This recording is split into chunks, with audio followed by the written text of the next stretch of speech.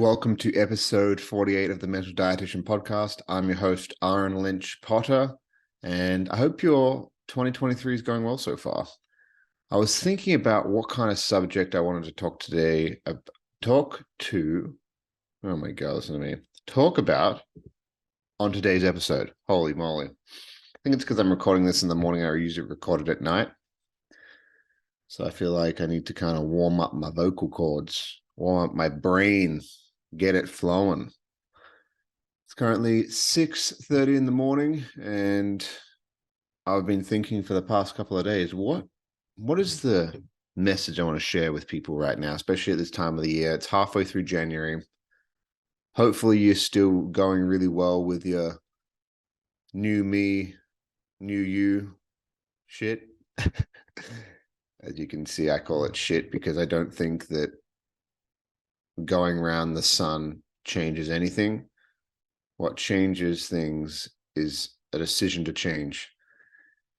But on the other side of that decision to change, there can be a lot of shoulding and coulding. And that's what this episode is about.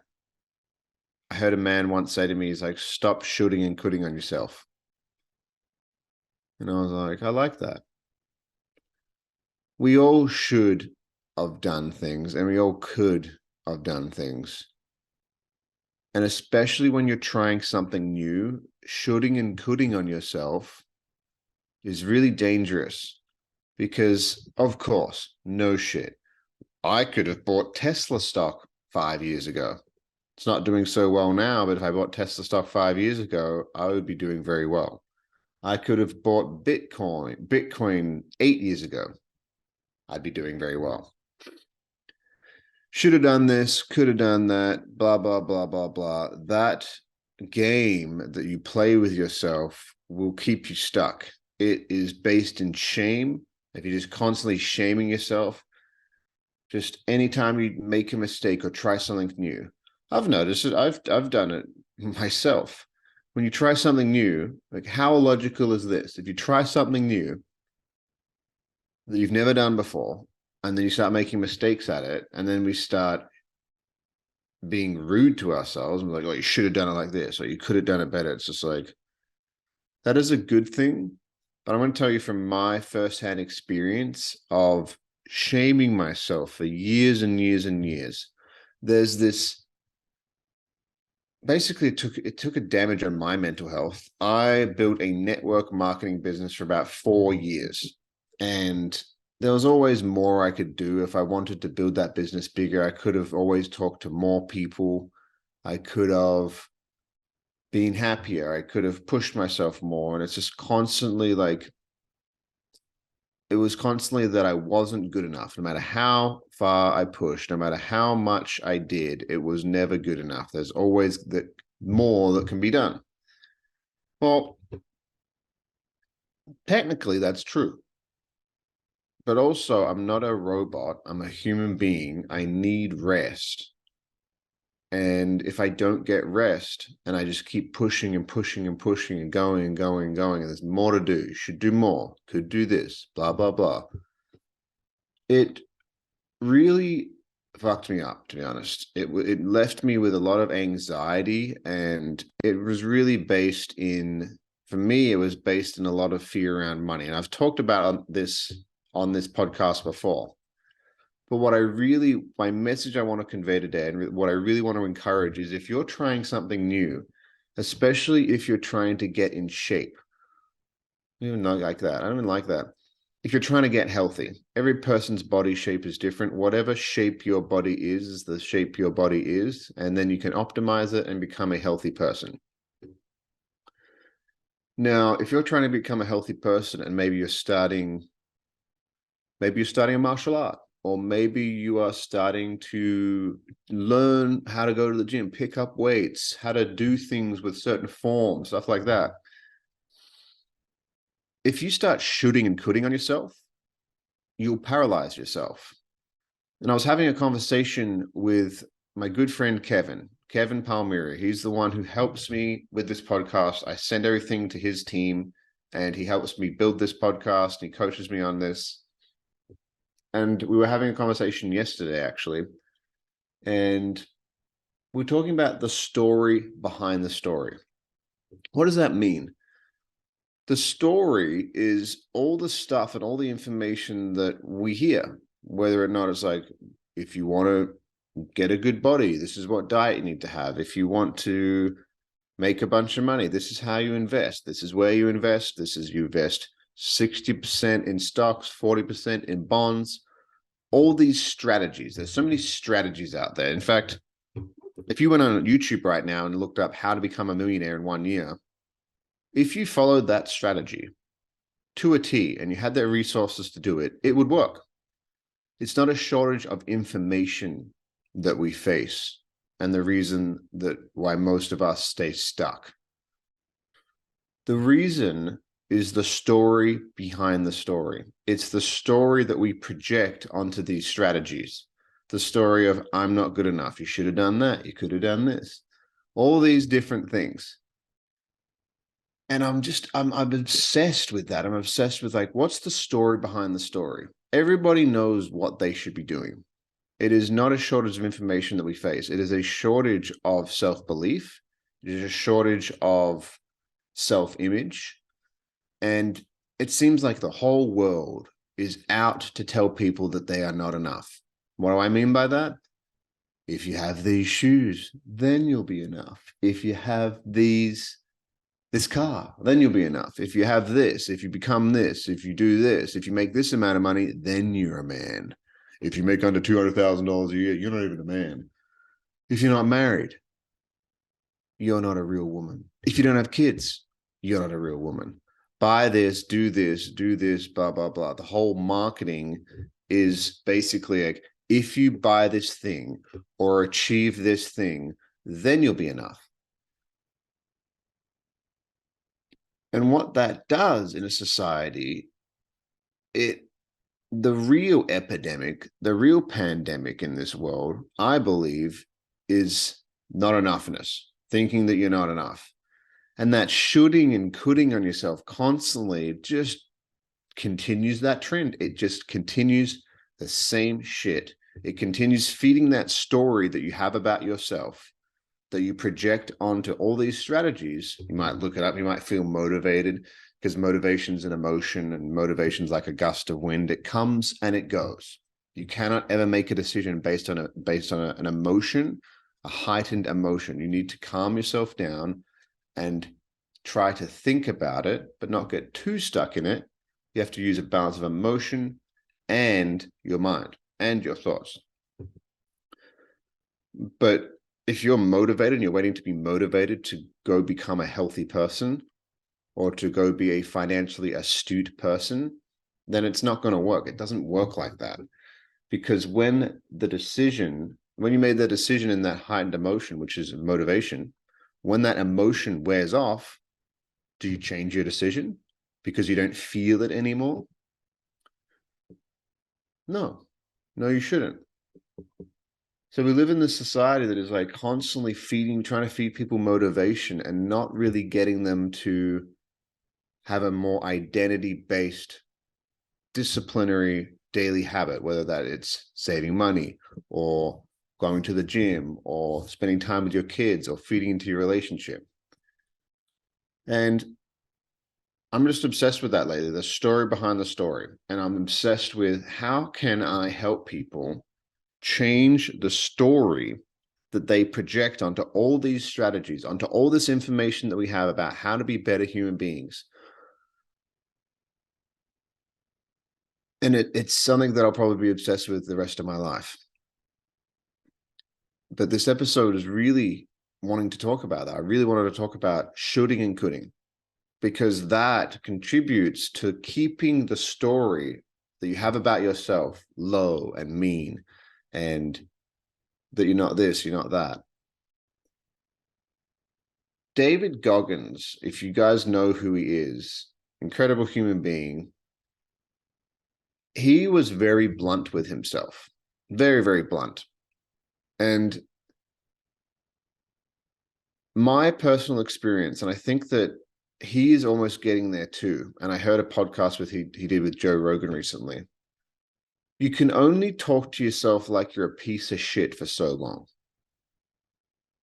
You could do it for 10, 15, 20 years, but eventually you're a human being.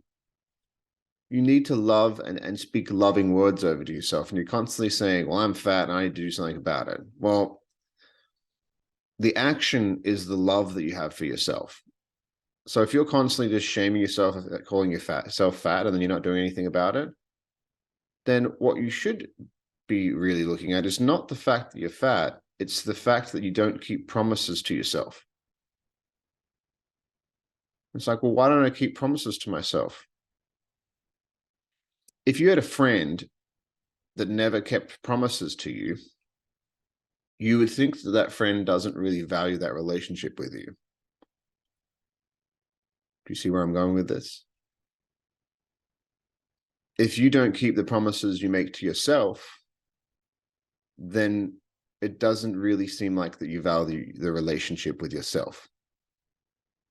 And that's really where, if you start asking yourself these questions and sitting with it and letting whatever comes up, even if you're sitting down in front of a pen or a paper and you start writing down, you got a journal or whatever, you're even doing it a voice recording, or you're doing it with someone else or a friend or whatever, this is how you can start changing the story that you project onto the story in the world, which is all the information out there on how to change your life, how to make more money, how to do this, how to do that. It's everywhere.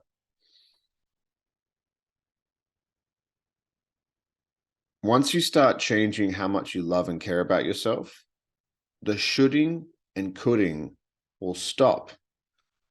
The reason why it'll slowly start to evaporate and slowly start to dissolve in that charged, mean way is because you're actually starting to rewrite the narrative and rewrite the story that you have about yourself and how you show up in the world.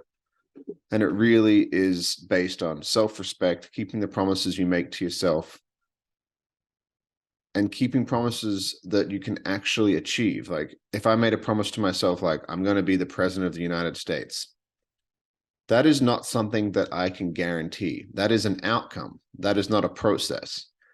I would say that if you want to build your self-image, so you stop shooting and coulding yourself and there's less shame in your life, you need to make promises based around systems, not based around outcomes. You can't necessarily control the outcome all the time, but you can control the system that will eventually potentially lead to that outcome. So for example, I promised myself, and I'm going to make a promise myself that I'm going to work out today. The outcome that you want to achieve is being a healthy person, being down 50 pounds. You got a wedding in a year. It's your own wedding. You want to look a certain way. That's the outcome. The outcome will be achieved as long as you make a promise to yourself based on the systems that it'll take to create that outcome.